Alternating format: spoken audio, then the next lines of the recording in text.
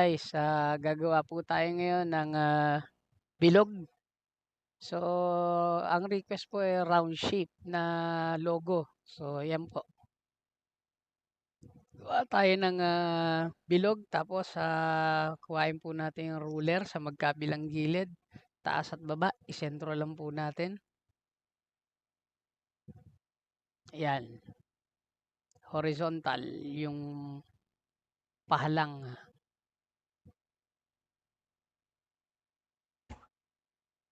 Yan po. Then, i-copy po natin yung isang bilog. Lagay po natin sa gitna. So, control, drag, and alt para makopya po natin. Pagkatapos po, punta po tayo dun sa text tool. Ang gagamitin po natin dyan yung nakapaling na forma ng text. So, pag ibig sabihin po nun, bilog yun. So, ilalagay po natin dun sa gitnang bilog. So, automatic po siya. Mag-snap po yung letra niya. So, tsaka po natin i-type. So, sa case po to, mag-type po tayo ng letrang bilog.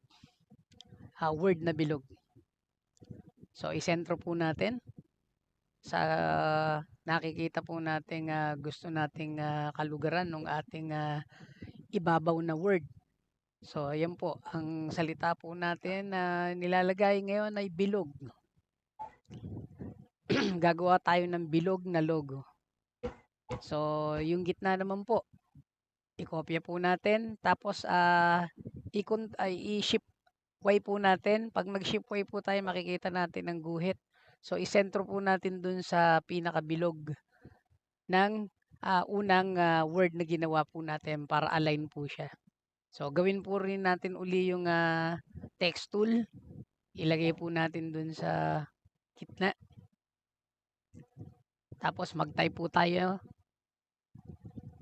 na bilog. Bilog na logo. Na logo naman po. Na logo. Yung una po, bilog. Ngayon po, na logo. Mag-type po tayo na logo. Okay. Then, naayos lang po natin. Ay, nahanap po natin yung ano po niya, kung tawagin po rito, timon. Doon po natin magagalaw po yung letra. Pwede po nating ipasok or ilabas. Sa case po natin ngayon, inilabas po natin siya para po bumaliktad yung logo, para mabasa po natin ang tama. So, tapos po pupunta po tayo dito sa character. Yung character po ang magbibigay ng espasyo, ng tamang espasyo kung tawagin po ito ay mga tracking. Sa English, tracking. So, sa Tagalog po ito pagbabaybay.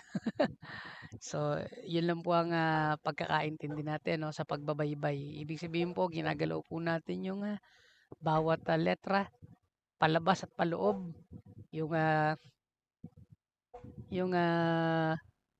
pagkakadikit-dikit din po, diyan po natin makikita. Ayan po. So, sundan nyo na lang po yung pinipindot kong lugar dito sa character. So, ayan po. Tapos po, may naligaw pang text, tanggalin po natin yan. May naligaw pang word, tanggalin natin. Dapat ang matira lang ay na logo para makagawa po tayo ng bilog na logo. So, ayan po. Shoutout nga po pala, ito ay request ng isang ating ka-art in. So, sa pagbabalik po natin, tinanong po natin kung ano ang gusto niyang unahin ko sa aking pagbabalik dito sa art in. So, marami pong nagre-request na bumalik po tayo sa pagbablog ng Tagalog na Illustrator. So, ayan po, inumpisahan po natin sa request ng isang ating ka-art in. So, brother, sa susunod ko na lang babanggitin ang pangalan mo. Medyo mahirap pong banggitin ang pangalan niya. Unique po kasi yung pangalan niya. Unique. May pagka-unique. Hindi po unique ang pangalan niya. May pagka-unique. So, ayan po. So, isentro po natin. Make sure lang po, siguraduhin natin na ang text natin na ginagawa. At yung pong ating size magkatulad. Dahil po diyan sa guhit na 'yan, yung guhit na bilog, magkakatama po ng linyado yung ating mga letra diyan sa ating logo. So, 'pag may problema po kayo sa pag-ikot, puwede po tayong gumamit ng R bilang round shape. Ibig sabihin yung R magagalaw na po natin ng paikot yung logo. Yun po yung shortcut para maiayos natin sa sentro yung logo. Yung yung ating mga wordings. So, tracking lang po pagka gusto po nating dun sa text. Gusto nating magkadikit, lumaki, espasyo. So, tracking dun sa may character text. So, yan po, ayusin na po natin yung mga size.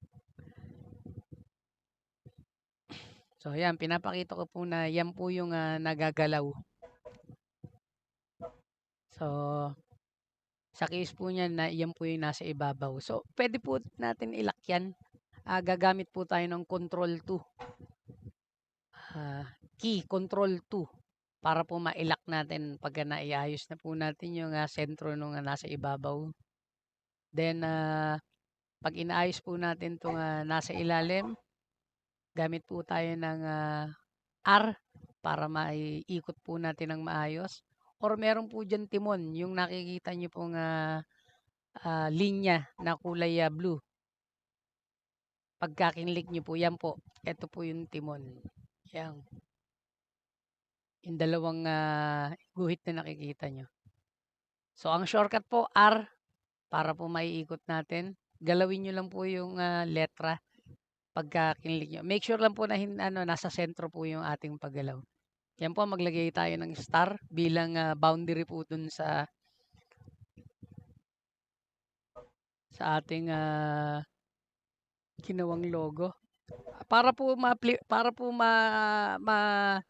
parehas po natin yung magkabilang gilid, left and right, gamit po tayo ng flip. Yung tool flip po na tinatawag, ayan po, yung sa case na to, yan po yung gagamitin kong paunang, kasi po siya po yung nasa sentro, paunang elemento para po ma-flip po natin ng maayos. Mabaliktad ba? Yan po. So, pagka binaliktad po natin yan, ginamitan natin ng flip, ang gamitin po natin, copy. Then, kung ano po yung ginamit nating element, delete po natin para walang mess. Wala pa tayong mga messy dyan, basura. Tapos, i-click na po natin yung area na gusto natin, then flip. Yun lang po yan. So, kulayan natin. Kulayan natin ng pula, yung bilog. At ito naman pong na logo, kulay blue. So, punta lang po tayo sa colors, then i-check na lang po natin yung gusto nating kulay sa CMYK. So, CMYK. Para po printing to, ma-print natin. So, pwede po tayong gumamit ng RGB para po sa mga desktop. May paliwanag po dyan na mas na mga RGB pag mga desktop.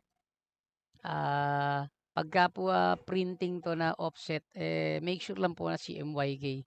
Kagaya po ng mga tarpaulin, flyers na ipoprocess po sa mga offset printing. So, make sure po na CMYK yan. Yung star gawin po natin orange yan. Para lang po makita natin yung elemento hiwa-hiwalay siya. So, yan po. Tapos yung mga bilog na nasa outline po, ipantay lang po natin. Don't forget to subscribe. Please click the bell button, select all para po sa more tutorial. Then huwag niyo pong kalilimutan mag-thumbs up and share niyo na rin po pag may time kayo. Maraming salamat po mga ka-art in. So, peace, God bless all. Thank you.